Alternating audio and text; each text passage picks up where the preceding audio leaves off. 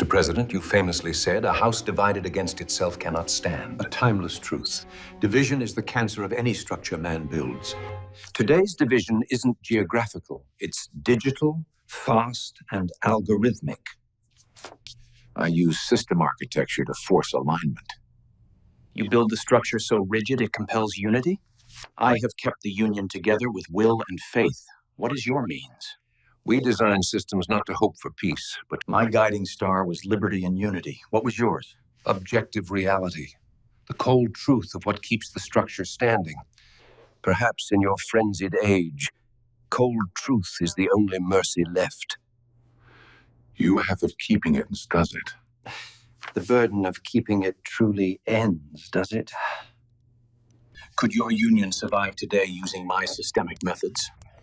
If your systems serve the righteous cause, they are the cause. If your systems serve the righteous cause, they are the very tools we prayed for. Thank you for all this lovely and friendly conversation.